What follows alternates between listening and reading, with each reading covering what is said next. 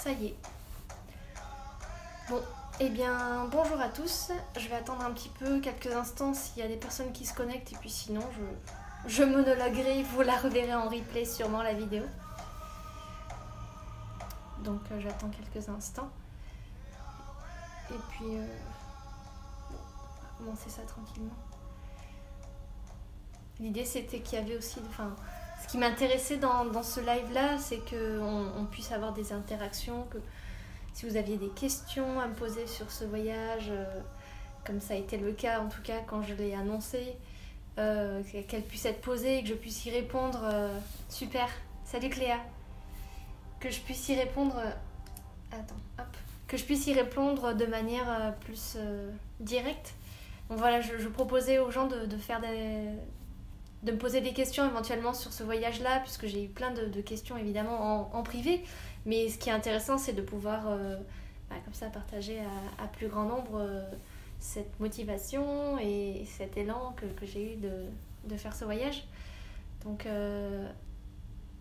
voilà, n'hésitez pas à vous manifester. Là, je vois que Cléa t'est connectée. Mais bon, s'il y en a d'autres qui arrivent et qui me rejoignent, qui nous rejoignent, qui n'hésitent pas à faire un petit coucou, un petit commentaire comme ça. Yes, super. Un petit commentaire comme ça, je sais que vous êtes là. Super, merci Cléa. Donc je vais commencer quand même. Peut-être. Je suis déjà un peu en retard, mais bon, écoute, c'est pas bien grave. Les gens commencent à arriver. Peut-être c'est mieux d'attendre un peu. C'est toujours le live qui est comme ça. On sait pas trop quand est-ce que les gens vont arriver. Bon, mais je vais commencer. Alors en fait, ce voyage, il est né il y a déjà 2 ans maintenant. Ça va faire 2 ans cet été. Il est né suite... Parce qu'en vrai, j'aime beaucoup cette culture-là, la culture amérindienne. Ça m'intéresse parce que ça m'intéresse de manière générale, tous ces peuples-là qui ont des cultures fortes et surtout qui ont toujours eu cette notion au niveau temporel, de vraiment avec une transmission du savoir très ancien et qui remonte à... beaucoup plus que même peut-être la naissance de la Terre. Donc en fait, c'est pour ça que ça m'intéresse vraiment cette culture-là. Et donc ce voyage-là, il est né dans mon esprit en tout cas il y a 2 ans, suite à une expérience que j'ai faite avec un cheval, justement. Alors c'était dans le cadre d'une initiation proposée par Caroline. Alors je sais pas si elle verra cette vidéo, mais c'est un peu grâce à elle que j'ai ce projet en tête. Et Caroline proposait justement une initiation à l'équithérapie qu'elle pratique en tant que thérapeute. Et en fait, il s'est trouvé que j'avais déjà un contact familier avec les chevaux depuis enfant, parce que je m'en suis occupée plusieurs étés durant, pendant plusieurs années également. Donc c'est un contact que j'avais beaucoup aimé avec cette masse-là, ce gros animal qui est infiniment doux, mais à la fois qui reste imprévisible. Et ça fait toujours un peu peur, où on ne sait pas trop comment anticiper la chose. Et j'avais beaucoup aimé m'en occuper, tout simplement, en fait, le contact qu'il y avait avec cet animal. Et donc, en faisant cette initiation à l'équithérapie qui a duré l'espace de 3 heures, on était plusieurs candidats, je dirais, et ça a fait remonter les choses. Enfin, je me suis rendu compte à quel point le cheval, je parlerai du cheval, parce que je sais qu'il y a beaucoup d'animaux, les animaux de manière générale nous amènent à des prises de conscience, de par leur grande sensibilité et leur absence de filtre aussi. Du coup, ils savent en général voir directement où est la faille, je dirais, où est le problème peut-être, et ils nous en font miroir. Dans le cadre du cheval, c'était impressionnant à quel point, en fait, ils m'ont aidé à aller regarder un truc que j'avais enfoui, barricadé, emmuré. Enfin, j'avais mis plein de trucs dessus pour que, justement, une sorte comment dire,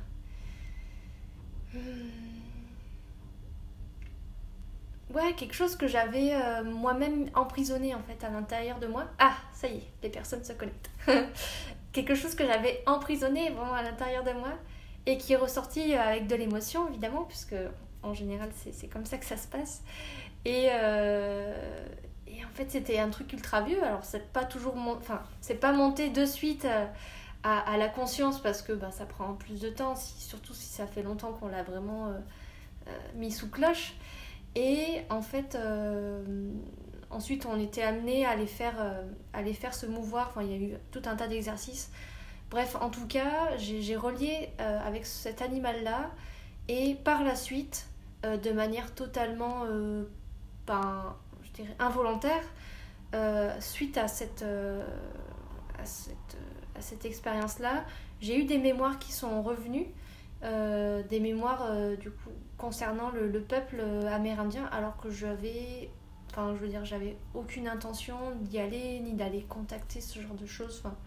Ça m'intéressait bien, mais ça c'était pas du tout un peu comme la naturo en fait. Un peu comme tout ce que je fais, c'est des choses qui se présentent à moi de manière naturelle et pas du tout préméditée. Et donc il y a eu c'était assez fort ces mémoires qui sont venues, ces esprits aussi qui sont venus me parler, puisque c'est un contact avec lequel je suis familière. Et il y a beaucoup d'émotions qui sont sorties de là, ce lien avec ce peuple très très très fort en fait. Et même là juste avant j'écoutais une musique traditionnelle qui s'appelle Eagle Song, donc la chanson de l'aigle, une chanson traditionnelle amérindienne. Alors je saurais pas dire de quel peuple parce que je l'ai trouvée comme ça sur YouTube, mais ça ravive vraiment des choses et de la joie et en même temps quelque chose de très très fort. Alors je saurais pas dire avec les mots, c'est pas toujours évident. Et donc ensuite est née de manière progressive cette idée d'aller cette idée, c'est plus une intuition que j'ai reçue, une sorte de guidance vraiment, de me dire Elisa, en 2020, alors c'était très précis, en 2020 septembre ça a l'air d'être pas mal parce qu'au niveau climatique il fait encore chaud, il fait pas encore froid, surtout en Arizona c'est un climat continental désertique, donc l'hiver il fait très froid, l'été il fait ultra chaud. Donc l'idée c'est de trouver un entre-deux, et l'automne c'est la meilleure saison là-bas puisque c'est encore doux, mais c'est beaucoup moins chaud que l'été. Et donc ça semblait un bon moment pour y aller à cette période-là. Et ensuite tout s'est fait très progressivement, c'est-à-dire que j'ai eu très peu d'informations au début. En fait j'ai les informations au fur et à mesure. Donc j'ai eu cette chose-là, je m'étais fixée, ok, ma vie a continué. Et j'étais pas à Toulouse à ce moment-là, et en descendant à Toulouse récemment, je dirais depuis l'année dernière, fin d'année dernière, rentrée je dirais, jusqu'à maintenant, j'ai rencontré plein de personnes qui sont en fait qui sont allées qui viennent de là-bas, qui sont allés dans des pays que je souhaite traverser, comme la Colombie notamment, où il y a le Pérou, il y a Lisa, je sais pas si tu verras cette vidéo, mais Lisa qui est là-bas au Pérou, que je pourrais aller voir. Il y a également d'autres amis qui sont au Costa Rica, Mexique, apparemment il y a pas mal j'ai plein de gens autour de moi qui pareil, ils sont allés ou ils vont régulièrement. L'Arizona, ça reste un endroit où je connais vraiment pas grand monde qui soit allé, ni qui connaissent non plus des Indiens, Navajo notamment, je vous parlerai d'eux. C'est ce peuple-là que je souhaite aller rencontrer, que je souhaiterais en tout cas aller rencontrer. Je sais pas si ce sera possible, mais en tout cas c'est mon intention.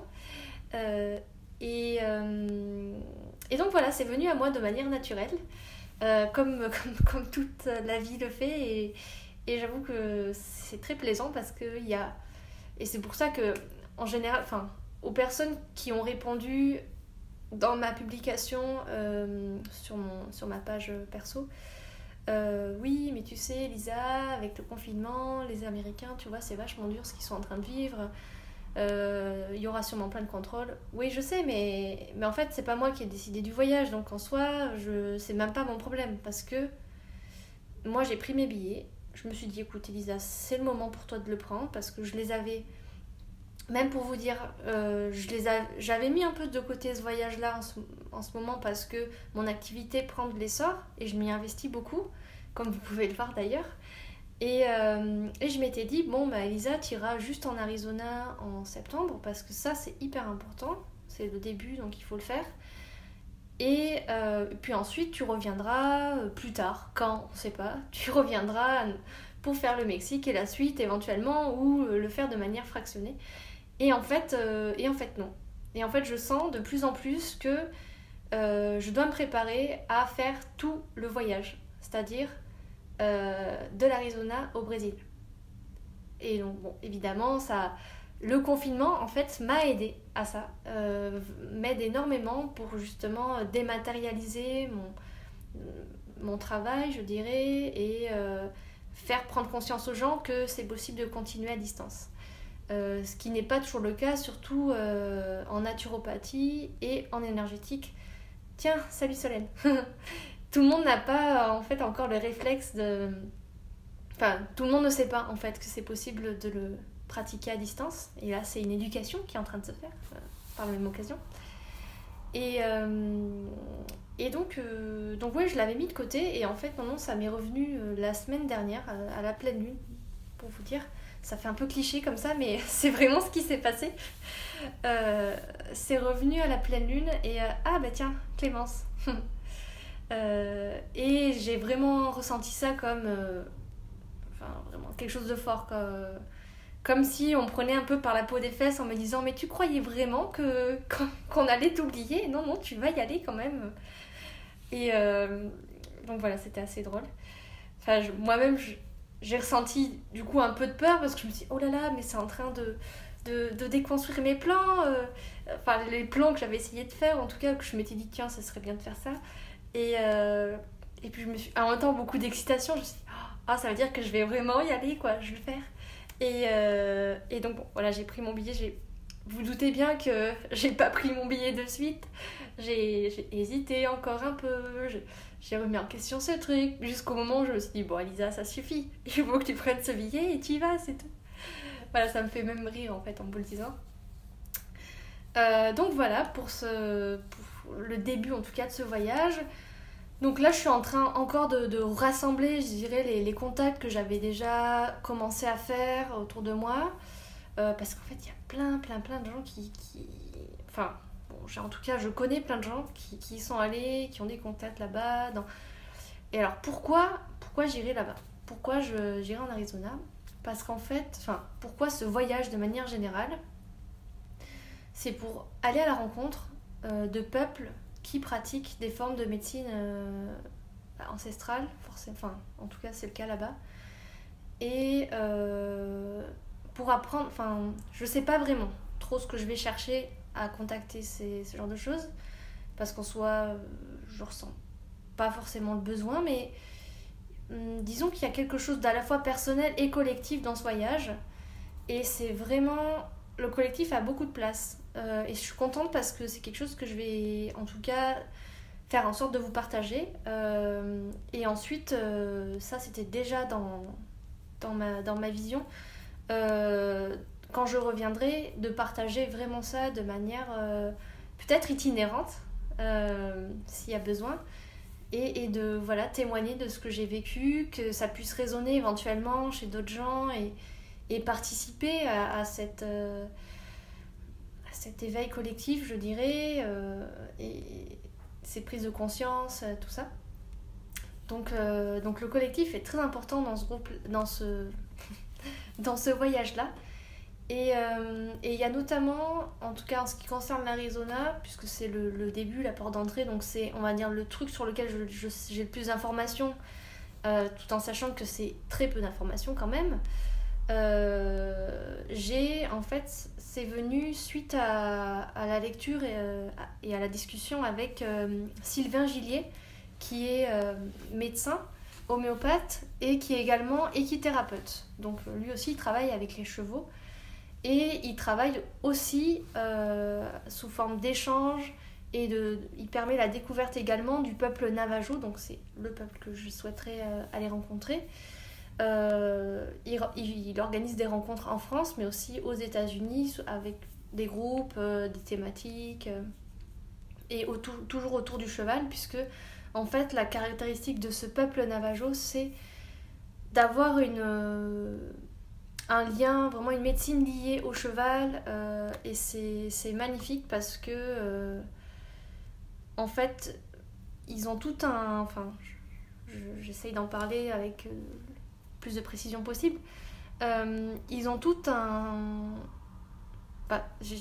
comment dire, un ensemble de rituels, de pratiques, de connaissances aussi. Tiens, salut Emma. Un ensemble de pratiques aussi autour du cheval. Et c'est magnifique parce que rien que par le chant, pour vous dire, en fait, il est possible de rendre hommage, prendre contact et établir une collaboration avec le cheval. Et justement, j'ai réussi, grâce à Sylvain, à avoir le contact d'un homme qui est, comme on le dit ici en France, chuchoteur. Donc c'est quelqu'un qui va travailler avec le cheval, mais de manière sensible, sans forcément utiliser d'outils, que ce soit même une badine ou quoi que ce soit. C'est vraiment avec quelque chose d'énergétique. Oui, ça me fait plaisir aussi de te voir, de te lire, Emma. C'est vraiment, ils utilisent vraiment l'outil énergétique qui est le corps, mais aussi la vibration, puisqu'ils utilisent le chant, en tout cas dans ce cas-là.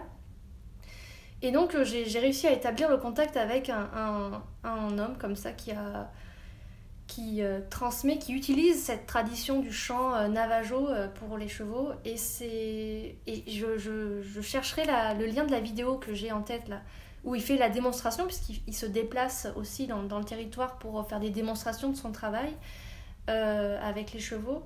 Et c'est assez bluffant parce que, en fait, au bout d'un certain temps qu'il a chanté, le cheval, on voit qu'il y a quelque chose qui a changé et qu'il accepte de collaborer en fait avec lui. Et il le suit, et en fait, Jay, il s'appelle, il peut, comment dire, il a établi une confiance en fait avec le cheval, donc il peut lui demander de faire des choses, par exemple, ou de se mouvoir dans certaines directions et tout ça, et c'est assez magique. Et ça m'intéresse aussi par le lien qu'on a en tant qu'humain avec les chevaux, qui sont vraiment des compagnons de vie. Enfin, c'est même, je dirais, beaucoup plus... le lien est beaucoup plus puissant avec un cheval qu'avec un chien, par exemple, ou même avec un chat. Parce qu'il y a cette... ils sont vraiment là pour nous guider, en fait. Les chevaux sont vraiment là pour être avec ce contact-là des humains. Et c'est pas pour rien que ces peuples-là ont vraiment su tisser ce lien sacré, ce lien aussi fort, en fait, avec eux. Même si les chevaux sauvages se portent très bien sans voir des humains. Mais en tout cas, on peut avoir une belle interaction avec eux. Et donc voilà, le livre, notamment, je vais vous en lire un extrait. Attendez, c'est ce que j'avais fait. Alors, attendez. Tac. Hop. Et oui, j'avais fait ça déjà sur Instagram, donc... Bonjour Laura. J'avais fait ça sur Instagram et là j'avais oublié de repréparer mes trucs. Juste un petit extrait du bouquin que j'ai lu de Sylvain Gillier. Donc là vous le verrez à l'envers, mais ça s'appelle Les chants sacrés du cheval. Et c'est magnifique parce que justement il présente un petit peu la tradition navajo et les grands principes de leur tradition par rapport au cheval, enfin leur approche, voilà. Et il y a notamment 4 messages qu'ils ont identifiés venant du peuple cheval. C'est enracine-toi, centre-toi et enracine-toi. Ralentis tes pensées, observe la nature et apprends à être dans le flux de la vie. Et ça, c'est vrai que concernant tout ce qui est agilité émotionnelle, passer comme c'est des animaux de proie, passer en fait du danger, donc besoin de se mouvoir, à ensuite je retourne brouter, c'est la paix intérieure et tout va bien. Ils sont vraiment des maîtres dans ça et ils peuvent nous apprendre justement à passer à laisser circuler les émotions et simplement en retenir le message. Parce qu'en fait, les émotions, c'est juste ça. Il n'y a pas besoin de les garder ensuite. Mais pour tout un tas de raisons, nous, on les prend pour nous, on les garde, on les alimente. Et du coup, ça crée des troubles au niveau organique. Et après, on travaille sur ça en naturopathie.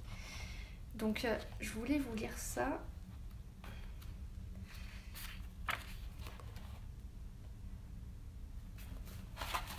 Alors, les chevaux, quand ils vivent dehors, dans leur milieu naturel, sont des partenaires experts pour te reconnecter à tes racines.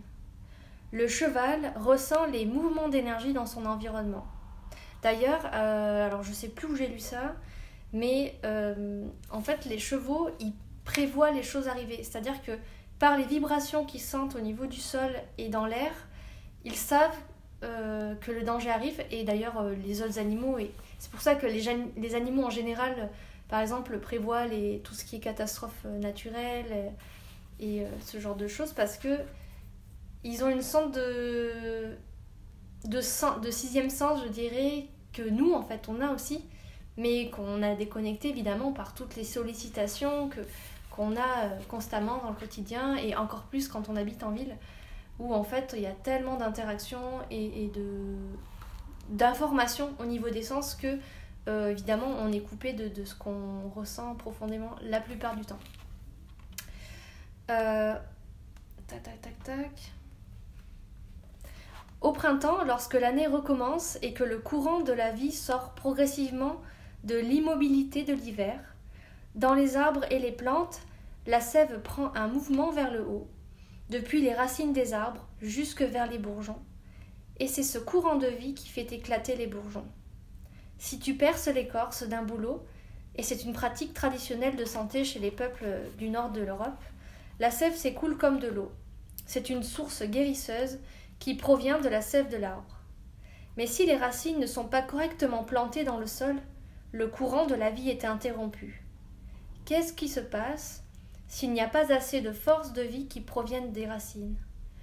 Alors l'arbre, pour survivre, porte très tôt ses fleurs depuis le début de l'année et il essaie de fabriquer des fruits. L'arbre reste à un stade infantile, il ne mûrit pas, il ne grandit pas. C'est un peu la même chose avec le système humain.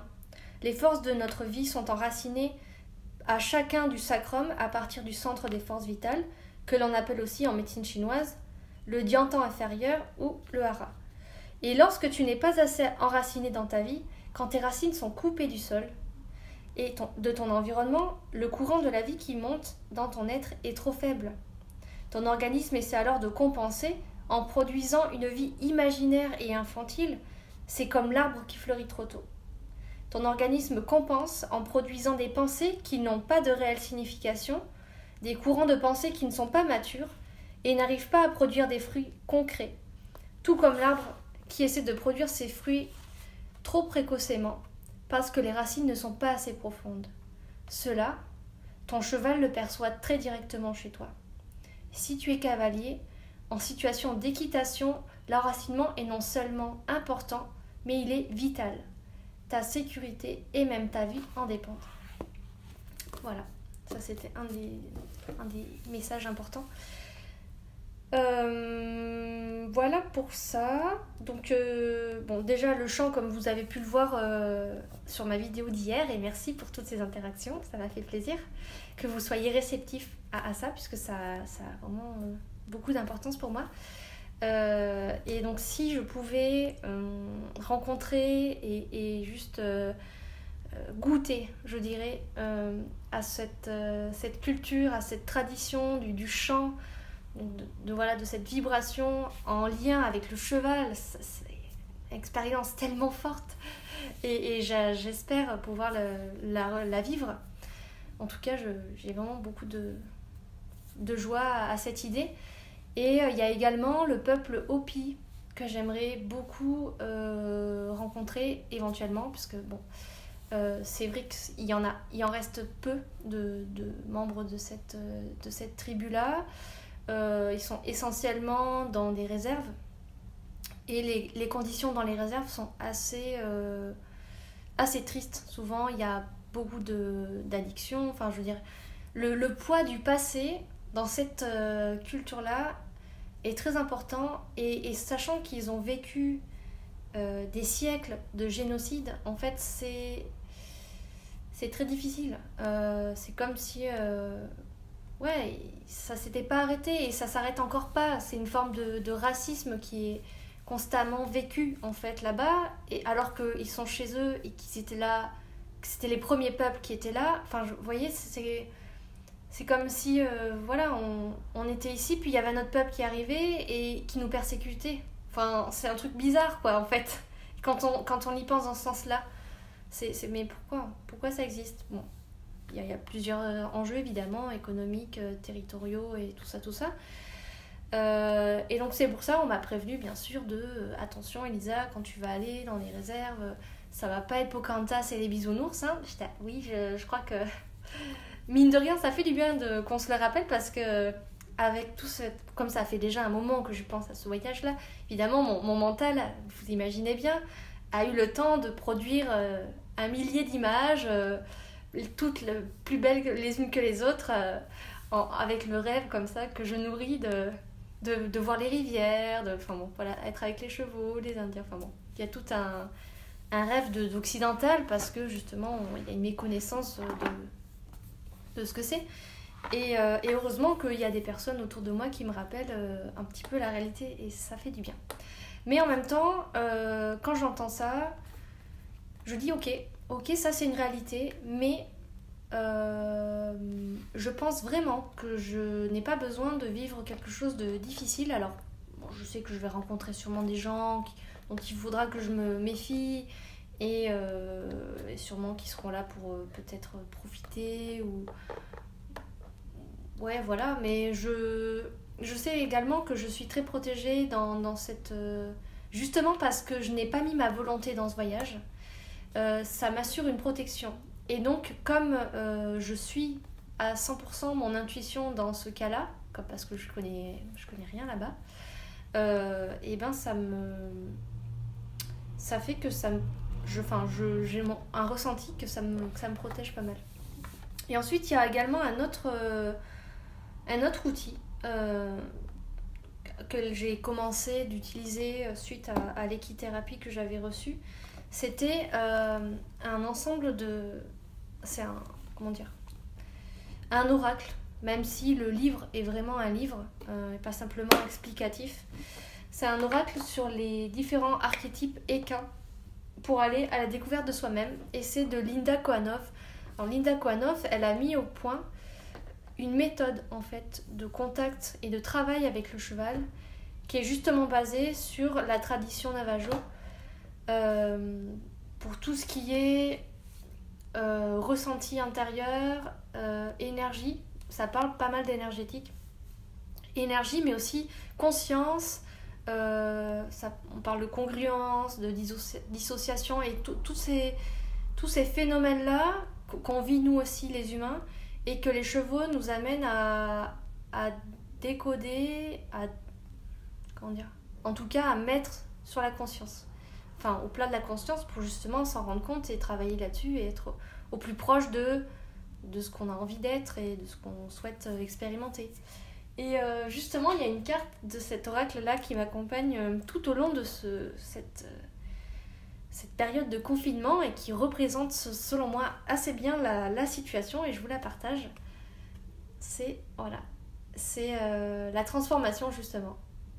Donc avec le papillon qui est vraiment l'emblème de la transformation. Voilà. Et je l'aime beaucoup, cette carte.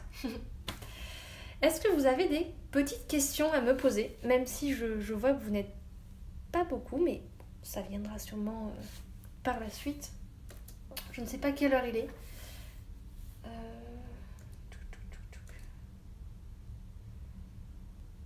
Quelle heure il est? 37. Ok. si jamais il n'y a pas de questions, je vais finir ce live tranquillement. Merci aux personnes qui sont passées sur ce petit live et à celles qui passeront sûrement par la suite. J'en sais pas beaucoup plus de toute façon pour l'instant. J'ai la chance d'avoir des personnes qui m'entourent qui sont bienveillantes et soucieuses de m'apporter leur expérience de manière positive et constructive. Et ça me fait plaisir vraiment que toutes ces personnes soient là pour m'aider à savoir par exemple, ou à me faire part de leur expérience de voyage, me dire tiens Elisa, tu devrais plutôt prendre ça dans ton sac à dos que ça, ou d'après mon expérience, j'ai vu qu'il y a telle procédure à faire. Et c'est toujours bon d'être accompagné et soutenu dans cette démarche plus concrète et terrestre qui est pas toujours évidente, quoi. Surtout quand on n'a jamais mis les pieds dans cet endroit, avec toute une culture différente. Voilà. Bon, et bien les amis, je vais vous dire à bientôt. Et j'espère que vous avez peut-être davantage compris la fonction de cette page, en tout cas la page Elisa Demanet, naturopathe énergéticienne, qui est vraiment là pour transmettre des connaissances et regrouper un peu mon travail de praticienne, enfin de thérapeute, plus qu'en fait ma page pro, je sais que sur laquelle vous êtes la majorité tous actifs, et sûrement que j'aurai plus de personnes qui me voient là-bas, mais j'aimerais bien donner un peu plus de force à cette page. Donc n'hésitez pas à vous abonner si vous souhaitez être tenu au courant des différentes publications. Et sachez également que demain, je vous offre en fait ma méditation guidée qui était normalement prévue payante en fait. J'ai eu le message qu'il fallait que je la diffuse au plus grand nombre parce que c'était très important. Le thème c'est reprendre la couronne de sa vie, et c'est vrai que je crois que c'est peut-être la plus importante des méditations que je vais avoir à faire dans cette période. Donc si vous souhaitez la recevoir, je vous invite à vous inscrire sur ma newsletter. D'ailleurs, il y a mon site internet sur la page, mais il faut que je le change parce que c'était l'ancien et maintenant c'est elisademanet.com, donc vous n'aurez pas de mal à me trouver. Sinon, si jamais vous m'envoyez un petit message en privé et je vous l'enverrai. Donc voilà, si vous voulez la recevoir, inscrivez-vous à la newsletter et ensuite je vous enverrai demain parce qu'il faut encore que je la fasse. Je vous enverrai la méditation pour que vous puissiez la faire. Voilà, tout simplement. Bon, et bien merci à tous et je vous souhaite une très belle fin de journée et un bon week-end. Voilà, à très bientôt. Merci d'avoir été là.